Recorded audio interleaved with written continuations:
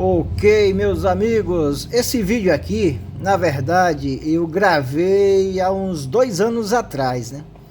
Porém, eu não tinha ainda postado porque eu estava na dúvida se era um vídeo relevante ou não, né? E também ficaram algumas interferências aí, em alguns trechos das imagens. Mas agora aqui na correria do serviço, do dia a dia, eu fico sem tempo para atualizar aí o canal com os vídeos novos. E então eu lembrei desse vídeo e resolvi postar mesmo com esses problemas que eu falei. Eu espero que vocês gostem, né? E eu dividi em duas etapas para não ficar aí muito extenso. Então um abraço aí todo especial para os membros do nosso canal. Esse vídeo aqui dedicado a eles, os amigos aí Silvio Miranda da Silva, Valtécio Rodrigues e Elias Pereira. Valeu, muito obrigado aí pela força de vocês.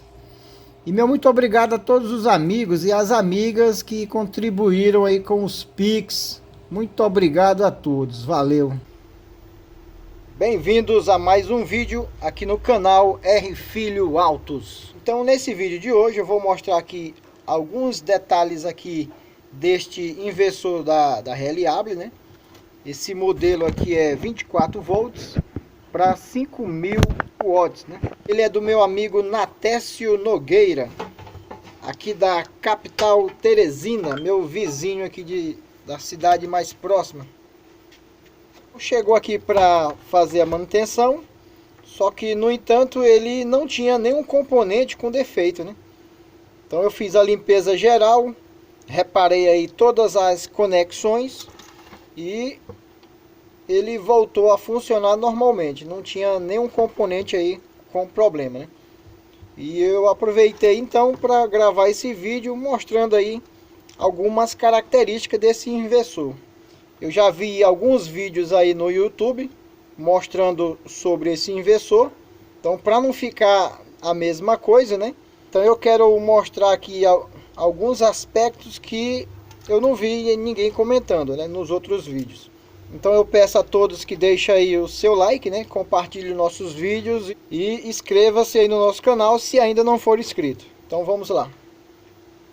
A gente tem aqui a entrada dos cabos aí do banco de baterias. Dois cooler em 24 volts, né? Aqui já de início, né?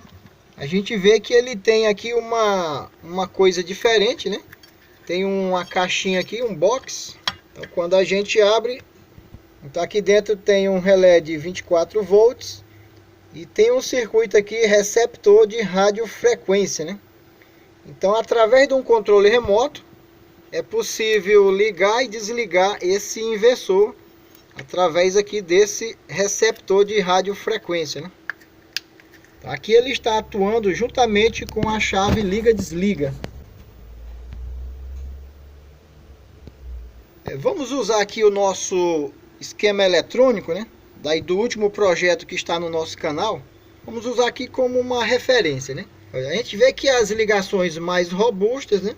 O cabo aí positivo vem diretamente aqui para a tomada central do transformador.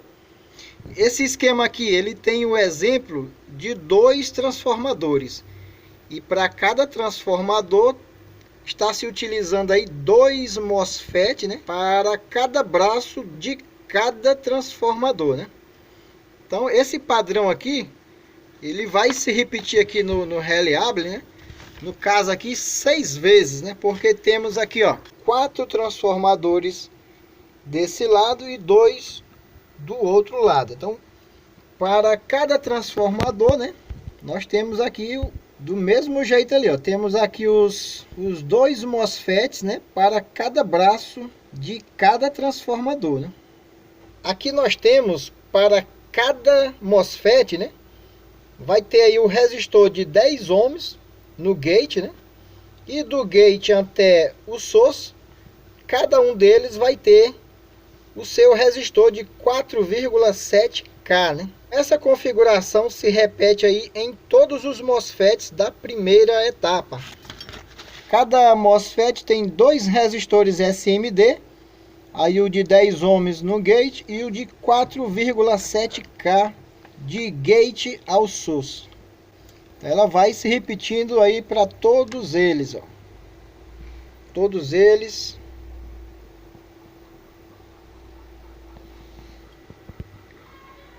Esse aqui eu retirei aqui o parafuso, né, com a trava, para a gente poder ver melhor. E do outro lado tem os 2 transformadores e os 4 MOSFETs para cada um deles, né? Então, para cada transformador desse vem um par de cabos, né? Cabos aí de 4 milímetros. Chega um cabo positivo aí no fusível de 40 amperes.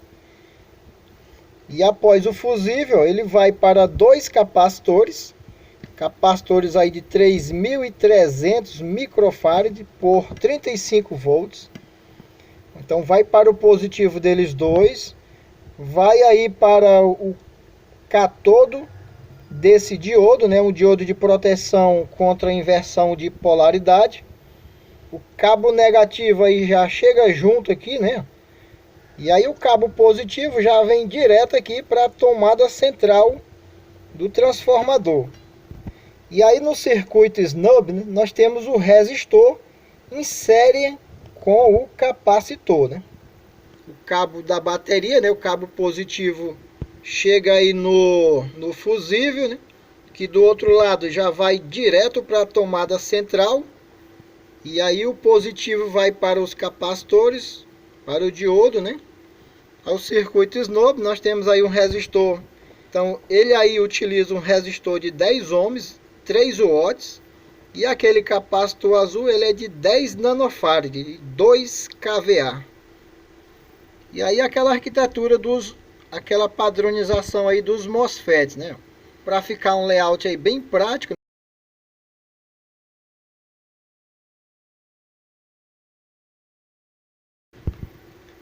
Então aí se a gente for comparar com o nosso esquema, né?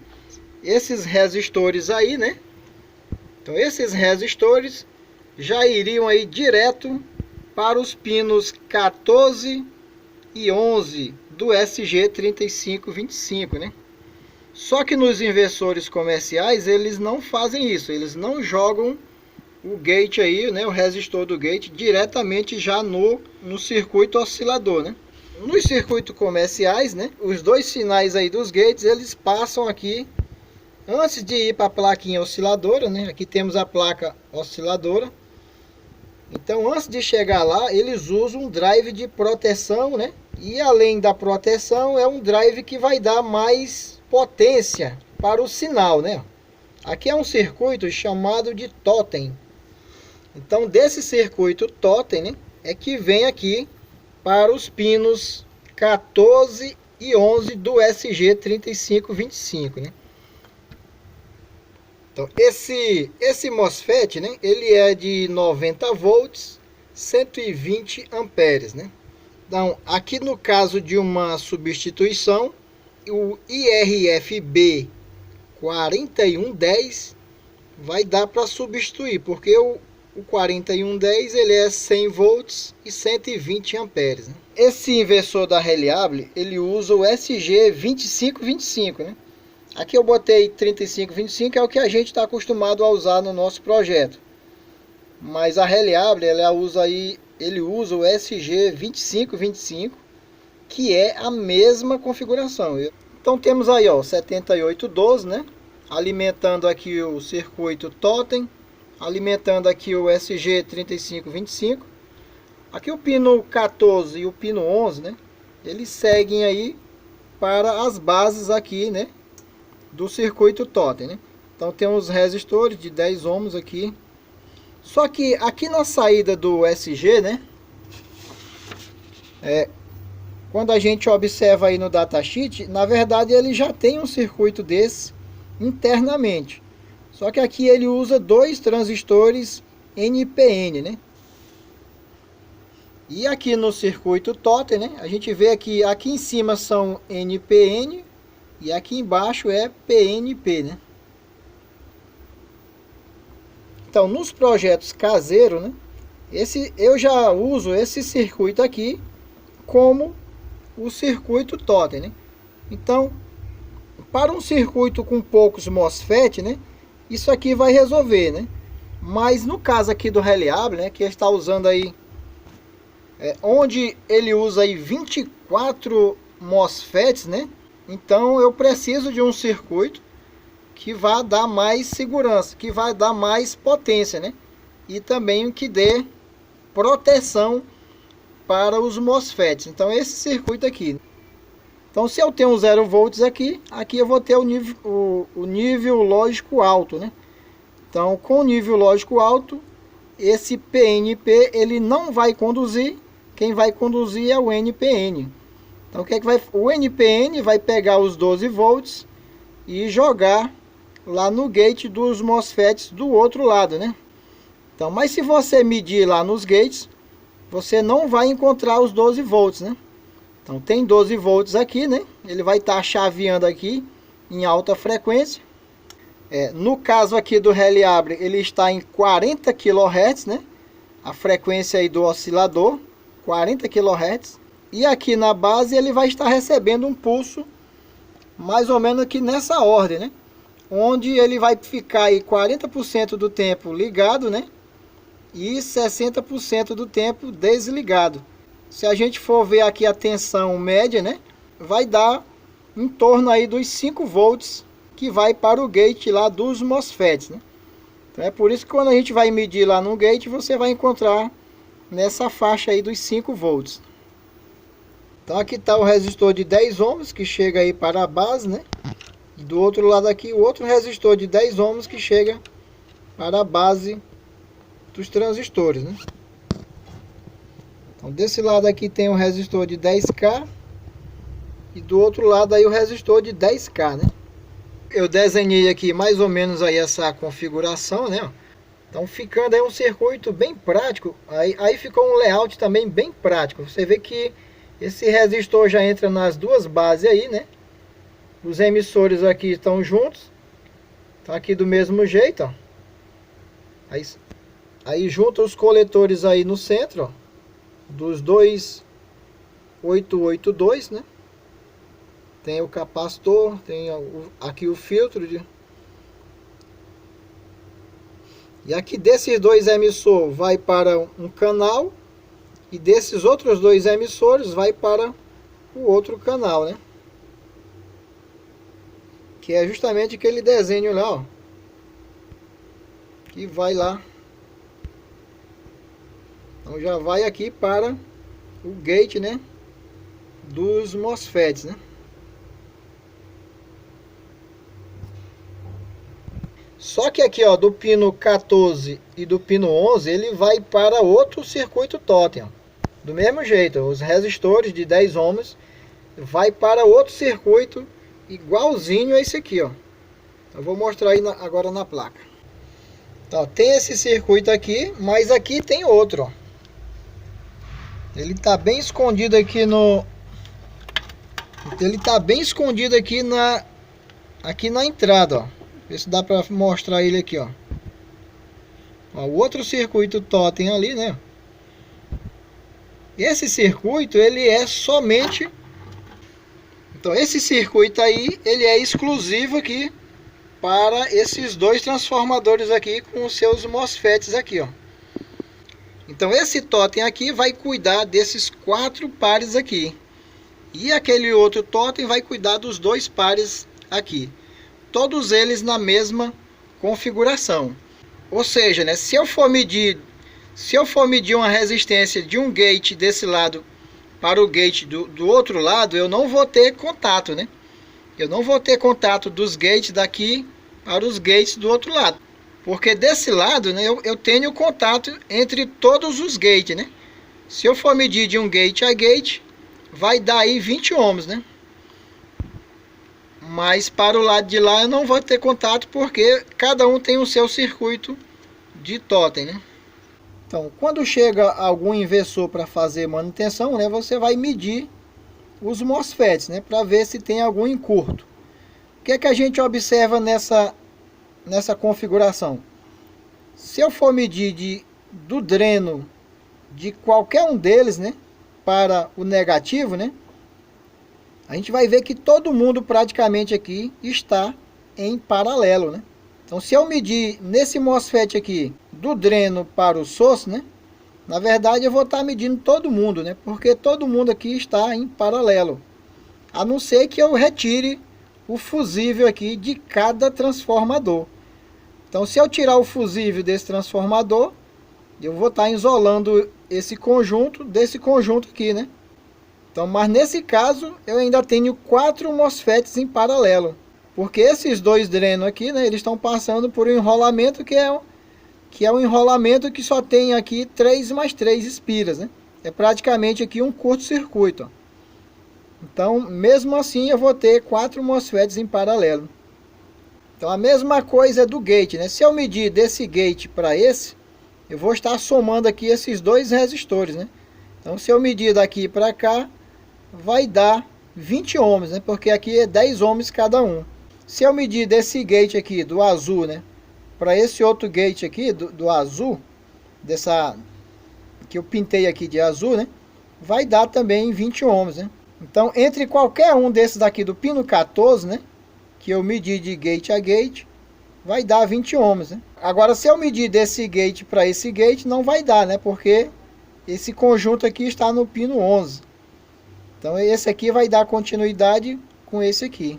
Então, aqui no Reliable, né, se eu colocar na escala de 20K para testar aquele resistor de 4,7K, né, que vai do gate para o source, né? Então, o valor que eu vou encontrar é esse aqui, ó, 0,59, né, 590 ohms. Ele não chega nem a 1K, né? Então, mesmo que eu inverta aqui as pontas de prova, eu vou encontrar isso aqui. Veja que esse valor é referente a 8 resistores de 4K7 em paralelo. Isso é devido termos desse lado 4 transformadores, cada um com 4 MOSFETs, totalizando 16 MOSFETs. Então teremos 8 MOSFETs de um canal com seus gates praticamente em paralelo, e a mesma coisa com os 8 do outro canal. Então, aqui no circuito, se eu for medir aqui do dreno para o source, né, não vai dar muito legal, porque devido ao carregamento do capacitor. Então, ele vai estar, as minhas pontas de prova, né, vão estar aí sendo ligadas praticamente em cima dos capacitores, né? Porque aqui eu tenho o positivo e aqui eu tenho o negativo. Então, só o fato de não estar em curto, né? Ó, então, eu vou simular aqui apenas um MOSFET, né? Então, se eu pegar esse MOSFET, vamos supor que ele está em curto aqui do dreno para o source, né? Então, eu coloquei aqui um curto. Ok. Então, vamos agora, né, simular que esse MOSFET aqui tem um curto. Ele está em curto do dreno para o source, né? Apenas um. Então aqui em todo o inversor só vai ter um MOSFET em curto, que é esse daqui, né? Mas aí qualquer MOSFET que você for medir vai dar zerado, né? Ó. Então não adianta, você pode medir em todos eles. Se tiver um curto-circuito em todo o inversor, só vai ter um MOSFET em curto-circuito, né? Do dreno para o source. Mas aí qualquer um deles que você for medir, vai estar aqui o curto-circuito. Não adianta, você vai medir do outro lado, de qualquer um que você medir, da primeira etapa, vai mostrar o curto-circuito. Porque justamente estão todos em paralelo, né? Como se fossem todos em paralelo. Nesse caso, para eu isolar o setor, então para facilitar a manutenção, eu teria que isolar cada transformador, né? Retirando aqui o fusível de 40 amperes. E aí, que à medida que eu retiro o fusível de 40 amperes, eu vou deixar só 4 na jogada, né? Então vamos supor que eu tirei o fusível desse aqui, né? Então aqui eu não vou achar nenhum defeito, vai estar tudo ok. Mas aqui eu vou continuar medindo ainda o curto nos outros 4, apesar de ter apenas um com defeito. Mas como esses 4 aqui continuam no mesmo transformador, né? eles vão estar em paralelo, todo mundo praticamente. Então, nesse caso, a tática é isolar, retirando os fusíveis, né? Certo, então eu retirei ele e o jump, né? Então tá todo mundo ok agora, tá todo mundo funcionando. Então eu vou medir aqui, ó, do gate, aqui do gate para o dreno, né? Ele me mostra aí, ó, um valor crescente, né? Que na verdade ainda está tendo uma influência também do capacitor. Então vou inverter aqui, né? Invertendo aqui as pontas de prova. E também ele tem a influência do capacitor. Então agora aqui, ó, as pontas de prova aqui, eu vou medir do gate para o source, né? Aqui eu tenho um valor fixo. Então mesmo que eu vá medir aqui no outro lado, né, no outro transformador, ele vai me dar sempre aí essa mesma referência, né? Então se eu inverter agora, o vermelho vem para cá, né? Gate ao source. Então aí ele vai me dar aí a mesma referência, né? Que é justamente a influência lá dos resistores. Quando eu vou medir desse gate para esse gate, né? Esses dois MOSFETs aqui estão em paralelo, né? São de um mesmo braço do transformador, de gate para gate. Eu vou ter aí 20 ohms. Agora para cá eu não tenho, porque esses dois são do outro braço do transformador. Porém, eu vou ter esse contato aqui para todos eles que forem aqui do meu lado esquerdo, ó. Por exemplo, esses dois aqui, ó. Então de gate a gate, ó. Vou ter 20 ohms aqui, 20 ohms aqui, ó. Todos eles aqui da minha esquerda, né? Eu vou ter contato de gate a gate. E aqui os dois da direita, né? Ó, eu vou ter contato de gate a gate. Todos eles aqui da minha direita, né? Ó, eu vou ter contato de gate a gate. Então vamos simular agora o curto-circuito aqui do gate até o dreno, né? Então agora a situação é o seguinte: só existe um MOSFET com defeito em todo o inversor. E é esse MOSFET aqui, né? Então ele está em curto do gate ao dreno, né? Veja que esse MOSFET ele faz parte aqui do lado do par do lado direito. Então aqui nesse par do lado esquerdo eu vou medir aqui, ó. Então eu vou medir aqui do gate ao dreno, né? Ó. Então tá dando uma leitura aí de... tá tranquilo. Então esse outro aqui vai dar a mesma coisa, que ele... Então esses daqui, ó. Então você vai medir esses daqui, você já vai pensar que ele tá com defeito, ó. Mas aí tem um detalhe, observe que esses dois aqui, ó, ele não tá totalmente em curto, ó. Tá aparecendo 23 ohms, né? Então nesse caso, qualquer um que mostrar esses 23 ohms, você já sabe que não é ele. De antemão, você já sabe que não tem nenhum MOSFET com problema aqui do meu lado esquerdo. Por quê, ó? Porque quando você faz isso aqui, ó, ele tá dando a medida normal, ó, tá como se fosse no capacitor, né? Tanto nesse como nesse aqui. Isso aqui vai implicar para todo mundo do meu lado esquerdo. Não precisa eu medir mais ninguém do lado esquerdo. Por quê? Porque eu sei que o problema tá do lado direito, ó. Por quê? Porque tá aqui, ó. Então deu essa resistência aqui. E eu sei que o problema não é nem nesse nem nesse. Por quê? Porque deu 20 ohms. Eu tenho que encontrar o cara que está em curto. Então quando eu chegar no cara que está com problema, ó, que eu for medir, ó, não dá 20, vai dar o curto, ó. Então aí deu o curto-circuito, né? Ó. Se eu vier aqui no colega dele, tá dando 22 ohms, né? Ou seja, o problema é só nesse cara aqui. Agora vamos simular esse curto-circuito do gate até o source. Então, quando eu faço essa simulação agora do curto-circuito, né? Aqui do gate até o source, né? Vai ser praticamente a mesma coisa. Então, desse lado esquerdo, você não vai ter problema. que tá normal aquelas medidas, né? Quando você chegar aqui, ó, aí você tá vendo aí que deu 22, né, ó. Então de qualquer lado que você for vai dar os 22. Então é a mesma situação. Então numa situação real pode ser que um desses daqui pudesse estar em fuga. Mas eu tô indo no usual, né? Quando tem um cara desse em curto, eu vou medir aqui os 22. Mas eu sei que o problema tá do meu lado direito, mas que esses caras aqui estão bons, né? Eu vou concentrar a minha busca nos MOSFETs do lado direito, ó. Então quando eu chegar nesse aqui, vai estar aí o curto-circuito, ó. E o colega dele aqui vai dar os 20 ohms, ó. É uma maneira de diminuir aí o trabalho na hora de fazer esses testes, né?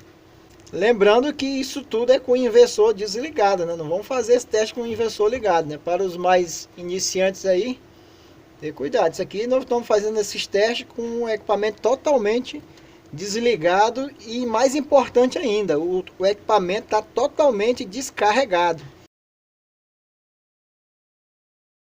Então essa daqui é a plaquinha osciladora, né, dos 40 kHz. Aqui vai ter o LM258.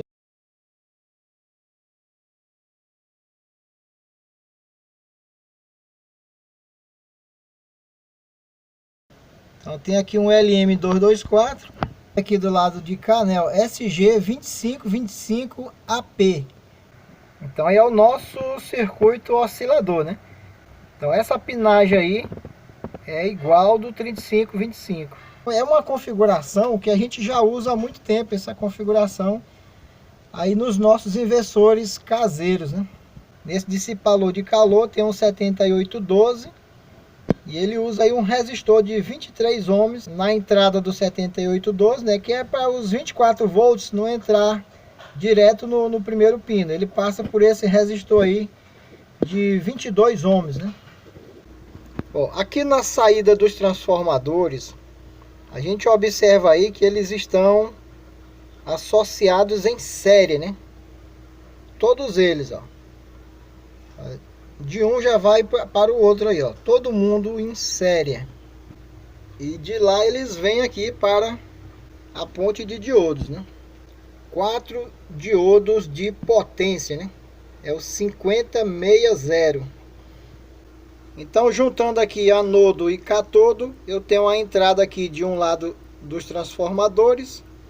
Juntando aqui anodo e catodo, eu entro com o outro lado dos transformadores.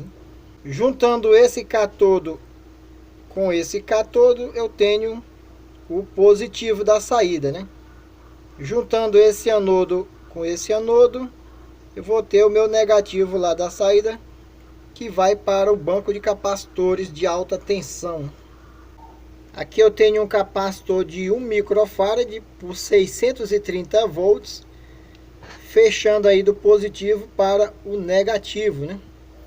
E ainda tem um resistor aí abaixo dele. Então, tem um resistor SMD, né, abaixo dele aí, 510K. Aqui a gente vê um capacitor de 4,7 nanofarad, né? Aqui ele está fazendo a interligação do negativo da bateria com o negativo da alta tensão. Então esses negativos aqui da bateria e o negativo da alta tensão, eles são separados. Tem apenas esse capacitor que faz aqui um contato entre eles. 3 capacitores de 450 volts. 390 microfarads, formando aí um banco de capacitores da saída aí da alta tensão. Então, na verdade, eu me impressionei com esse sistema aqui em série, né? Eu acreditava que a saída desses transformadores já era aí perto aí dos 350 volts. Ou então que associava 2 e 2, né? Associava cada 2 em série e depois jogava em paralelo. Então a saída de cada transformador desse é na média aí de 55 volts. Somando todo mundo, Eu vou entregar. Beleza, pessoal. Para não ficar muito extenso, vamos continuar no próximo vídeo. Vamos mostrar a ponte H reforçada com a ligação dos IGBTs em paralelo. Então, se você gostou do vídeo, deixe seu joinha e compartilhe para seus amigos. Valeu!